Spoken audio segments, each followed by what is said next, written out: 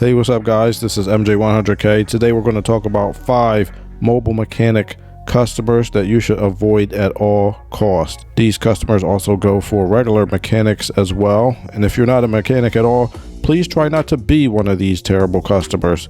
So let's get right on to it. Number 1, you want to avoid customers who have electrical issues and their car has multiple aftermarket accessories. Now, once you get into doing electrical diagnosis, you know that you are going to need the wiring diagram in most cases.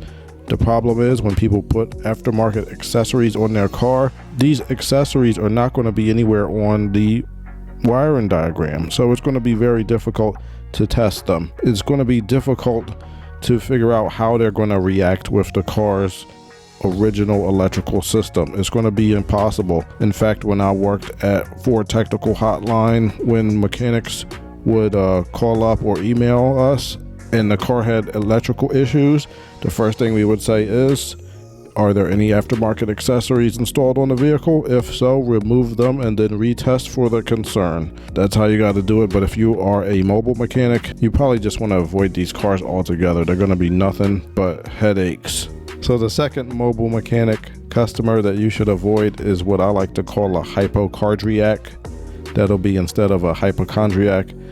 This kind of person, they always think something's wrong with their car. Every little bump, every little tiny thing, they're going to be calling you, hey, what is this? Hey, what is that? Like, I feel like they are trying to find problems when they first happen and before they actually break. But look, just wait until the thing actually breaks in most cases. I mean, if it's a real problem, yeah, check it out. But some people just go overboard with it. So you want to try to avoid those people at all costs. The third type of customer that you want to avoid when being a mobile mechanic or even a mechanic is what I like to call a luxury car cheapskate. So this is a person who thought they were living in baller status land by buying a really old luxury car because it still looked kind of new, but when they started getting those repair bills, they wanted to try to shop around and find the best deal. But guess what?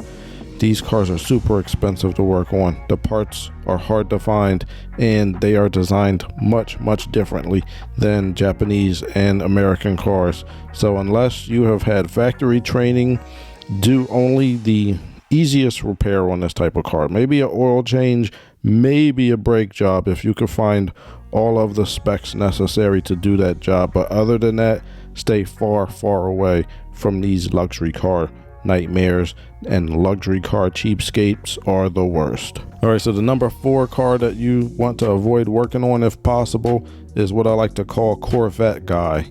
And this isn't necessarily just a Corvette, but it's going to be any guy or girl who babies their sports car. I mean, they barely ever drive it. They really don't even want anyone else touching it at all. I'll give you a quick story. This guy came into Pet Boys with a 10 or 12-year-old Corvette, and he didn't even want me driving it up onto the lift. He didn't even want me to test drive it. It was an alignment. I was like, well, I test drive every car I do an alignment on before and after. And no, he didn't even want me touching it. So he ended up taking it somewhere else. And good riddance, because you don't want anybody who is that in love with their car. They're always going to be a pain in the butt. So just stay away from them if possible. All right, number 5 type of car that you want to avoid definitely as a mobile mechanic, and if possible as a regular mechanic, is old, rusty, rare cars. Oh my gosh. I mean, we're talking 25, 30-year-old cars. You only want to do the basic bare minimum on these type of cars. I mean, maybe an oil change, and I probably wouldn't even do a brake job if they begged me. I'm telling you, just believe me. You start working on old rusty cars, and sometimes you take apart things and they will just fall apart in your hands. Please hit me up in the comments if you know what I'm talking about. Stuff that on any other car will come apart normally, it'll just fall apart in your hands. And then guess what? The customer, you look at it from their perspective. They're like, well, it wasn't broke when it came in here. And that's true, but it's still true that it shouldn't have fallen apart with me just touching it. I mean, it's not my fault if your car is so rusty that this happens. And guess what? When stuff like that falls apart, it is going to be hard to find parts for it. And of course, they're going to want those parts replaced, but where are you even going to find them?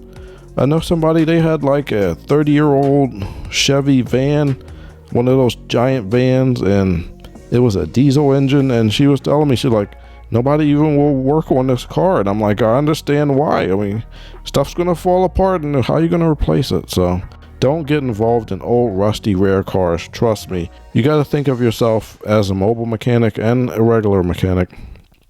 Think of yourself as a baseball player. Do they swing at every pitch, or do they let some of them go by? Sometimes they're like, oh, I'm not going to be able to hit this pitch. I'm not going to be able to hit that pitch. But this pitch I could definitely hit. I could maybe get a home run, or I could definitely get on base. So look at it like that. Not every car that comes in the shop you have to work on, or should you work on. So some of your best success is going to be deciding which cars not to work on. Now, if you can't work on it, if you're a mobile mechanic, just be polite and be like, oh, I'm sorry, I don't have the tools to work on that, or I don't have the expertise to work on that model. I'm very sorry, but I thank you for calling, and leave it at that. I mean, they can't make you do anything because it's your business now. And if you're at a shop, well, try to explain to your boss, be like, look, this car is really old, it's probably going to fall apart, or I don't understand it, this type of vehicle, I don't have the tool, or whatever. Maybe they should take it to the dealer. Or if you're at a dealer, maybe you could give it to another mechanic if you really don't feel comfortable doing it. So anyway, yeah, that's my advice for today. Hit me up in the comments if you have any other type of customers that people should avoid, and we will be okay. All right, well, thanks for tuning in, and have a good one.